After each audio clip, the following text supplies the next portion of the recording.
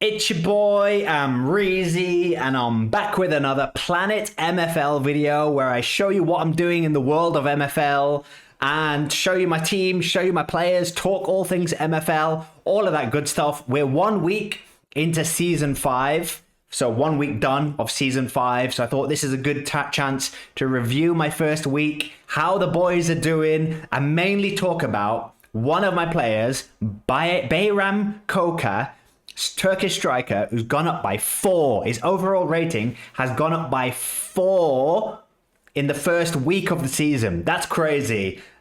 Don't tell my wife this, but I'm waking up most mornings and the first thing I'm thinking about is Bayram Koka. This guy, this team, player progression in MFL is so under... I didn't hear enough people talking about this.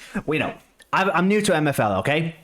I didn't hear enough people talking about the excitement in how your players progress. If you've never played MFL before, let me be the first to tell you.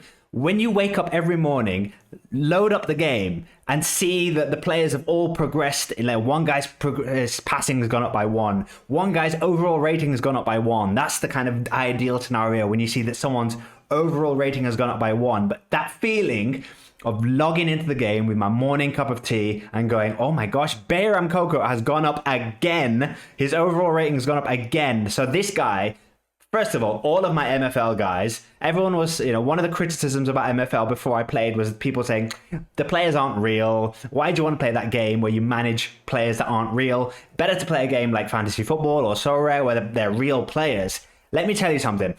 We're 1 week into the season, my first ever season in MFL. All 23 players in my squad feel 100% real. They are way more real to me than some random player in like a country far away from me where I have some so rare cards or some fantasy football interest in a player that I've never seen play, but I kind of know his stats are good. MFL is real. It's another universe. It's real. I wake up every morning, again, don't tell my wife this, but I wake up every morning and I'm thinking of these guys. Can't wait to log in to MFL, see how they've progressed, see who's gone, and let's get straight into it. Let's just get straight into it. Let's start by looking at Bayram Koka, whose stats are going to the moon.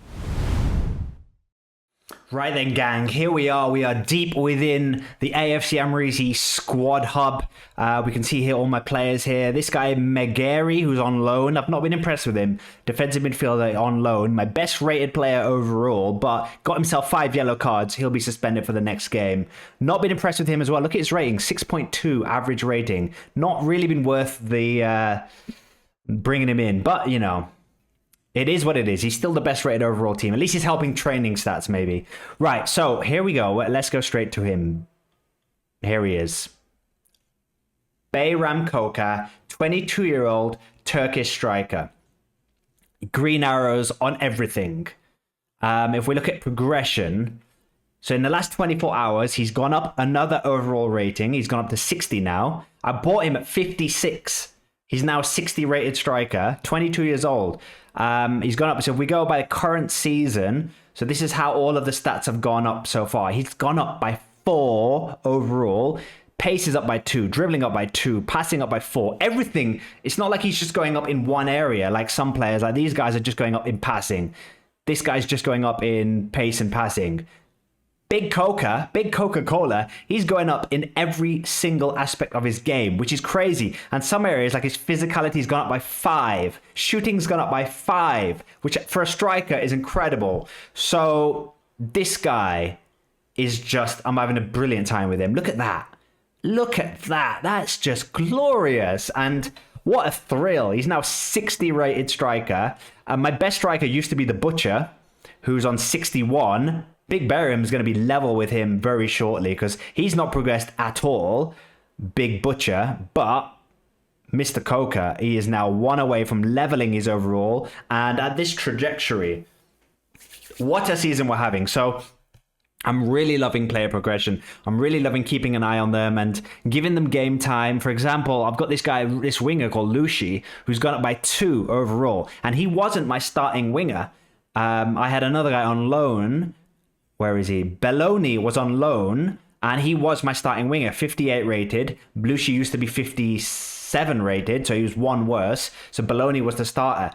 But Lucy's now developed, and because I'm giving him game time, I think it might be helping his development. So now I'm playing him. He's now my first team, and the lone guy is on the B team. So it's really interesting, you know, seeing them develop in training, seeing them develop after matches. But it's really exciting when you have a guy like this who I bought for $12. The guy who bought it for $10 and then sold it to me for $12, Thomas Tracy, oh no, it wasn't, it was Chloe. Chloe then sold it me for $12. Chloe, if they're watching, if you're watching, Chloe, you must be regretting this one. You must be regretting that sale because yes, you made a quick $2 profit, but I'm sure I could sell this guy for more than $12 now.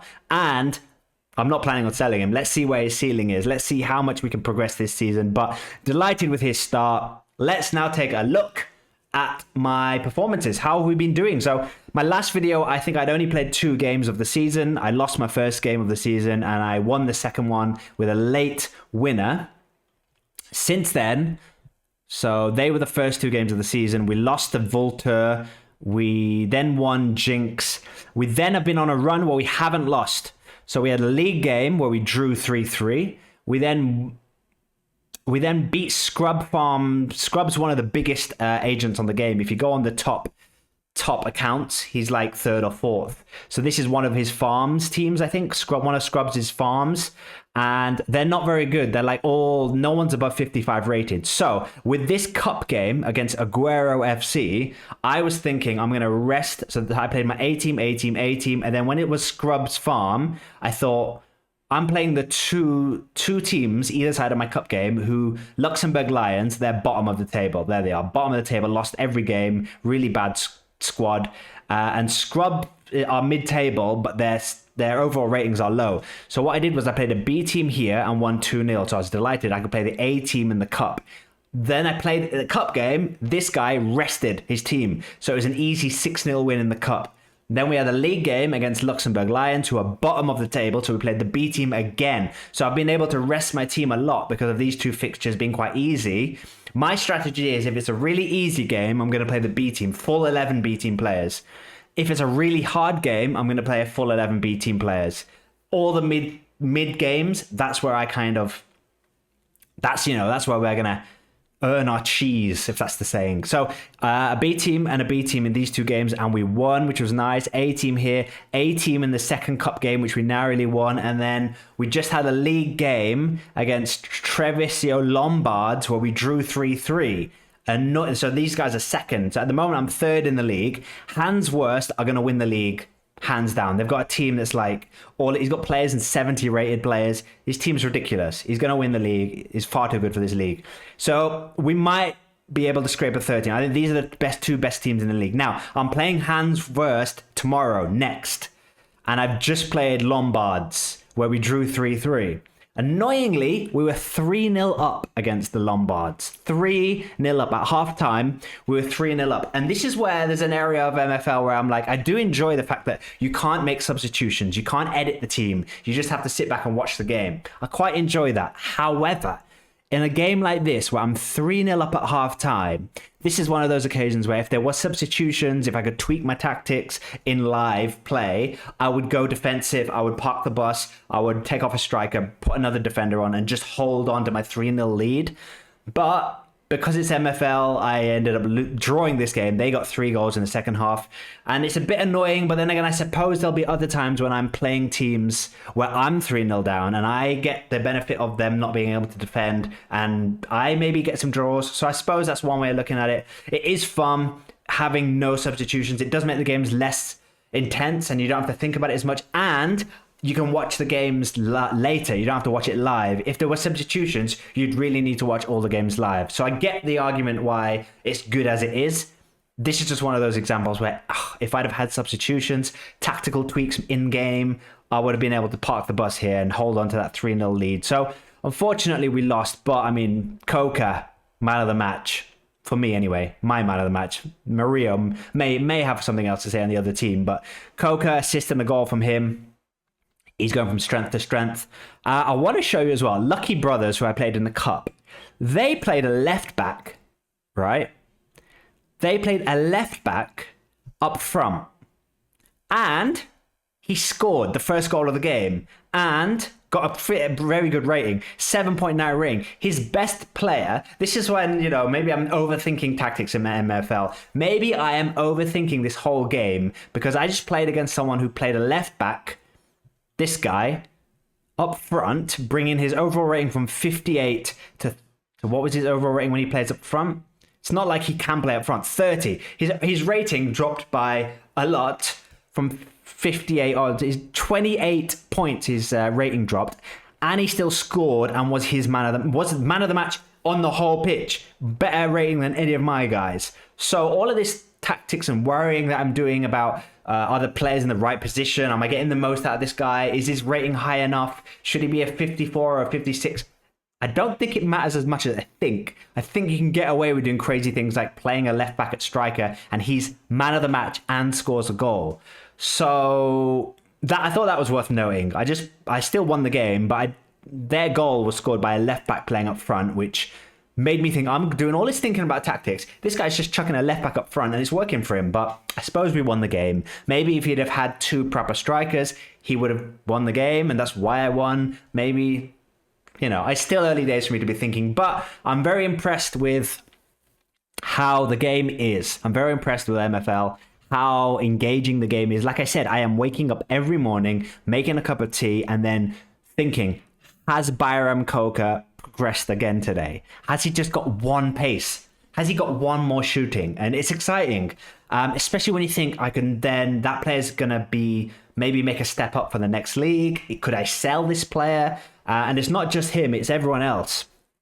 One annoyance I am having with MFL, though, is if I go to my agency players, one of my guys on loan, my best player, Del Rio, the River, is not getting played. He hasn't played any, he's not even getting rotated in the cup. He's played 0 games this season. He's my best player. I put him in that team because I thought he was going to develop, and his progression, he's made no progression. Maybe because he's not getting any game time, not even in the cup. What is that guy doing? So there needs to be, I know I'm going to get paid a 4% extra clause if he doesn't play 15 times for the club. So yeah, I'll get some MFL. But what I want more than MFL is player progression. And this is really putting me off the loan system. I know it's very popular, but if you want your players, if player progression is kind of your ethos at your club. That's kind of my ethos. I love seeing players develop, and that's kind of what I want to do. Buy young players, develop them. Loaning them out is risky because, these guys are getting played. My other winger, Alfonso, and my 18-year-old goalkeeper are getting played. So I'm happy with them. But you can't guarantee you're going to... even if you put a clause, I put a 4% clause if he doesn't play games. I thought that would be enough of a deterrent. He's still not playing him, so... That's a real shame that he's 23 years old. He needs to be developing. So maybe next season, I scrap the whole training with players much lower than your quality, and we just play the loan guys. We don't believe that they're too good to play for us, 72, 72, 69. And then maybe we get promoted. Maybe we take a hit on their player aggression because these guys will still progress, but these guys will take a hit because they'll be too good. But if they're going to get guaranteed game time, I'll play them every single game. This goalkeeper will play every game. He'll play every game. He'll play every game. Is that better than loaning them out and then they only play half the games or no games like this guy's scenario? I wish there was a recall I wish I could cancel the contract. I wish I could say cancel contract, but that would go against the whole loan system and then people could cancel my contracts. I wouldn't want that. So I'm playing the loans, even, my one who I've dropped to the B team. I'm still making sure he gets enough game time and rotating him in. So, yeah, that's one annoyance. My best player who's out on loan isn't getting played at all. Maybe the manager's not active. I don't know. I don't know what's happening there, but let's see. It's a learning lesson. Be more careful with the loans. Maybe make the minimum appearance fee higher than 4 next time so that it gives more of an incentive for the players to play the players. That's a big lesson for me. Apart from that, I'm loving the game. We're getting to that stage of the season where players are getting tired. So I'm very conscious about rotating my players. I'm trying to keep everyone above 94. So next game, I'm going to play the entire B team because we're playing top of the league team. I don't think I've got any chance. I think it's better for me to pick my battles. So I'm going to play the entire B team for my next game. But you can see here, I've ordered it by energy. I've got players, I'm trying to keep them fresh. I am aware that they can play, I think, within the 90%. And when they drop below 90%, maybe that's when they become more of a concern. I'm trying to keep them fresher than that. I'm trying to keep them at 90, 94 is as low as I like seeing. I want to see them above 94 and keep rotating them. So I'm rotating sensibly, I think. A lot of it does involve looking at the schedule and kind of going, okay, I'm really targeting the cup because I don't think I'm going to win the league. I don't think I'm going to finish second, but I might scrape third. But then even then, there's no guarantee you're going to get promoted. So then the Spark division, it doesn't pay that much MFL, but the Aspirants Cup does pay quite nicely. If you get out of the group stage, you get 320. If I get to the round of 16, past the round of 16, 1,200. And that's like that's like a mid-table finish in the league. Where do we see the payouts for the league? Spark League. Yeah, here we go. Spark League. So 1,000. So that's a mid-table finish. Now I'm projected to finish 6th.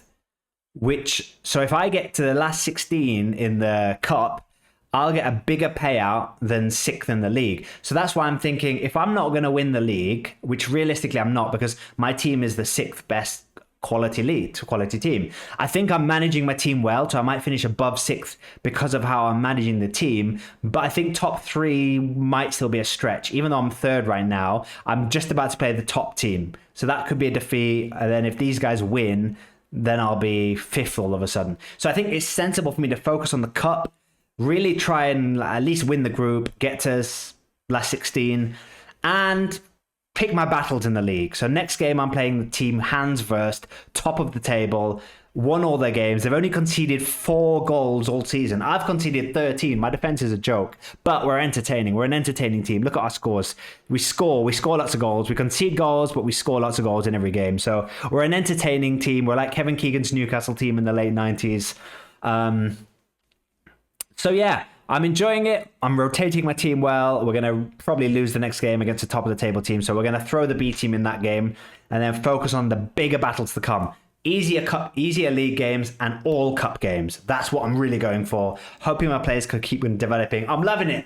If you've seen anything on my squad, on my tactics, any development tips, any rotation tips, let your boy know. Help your boy out. I'm loving the advice you've been giving me. Who gave me amazing advice in last week's video? Malta Travel maybe was the channel name. Really in-depth. Thank you for that. Really in-depth advice. That's what I love.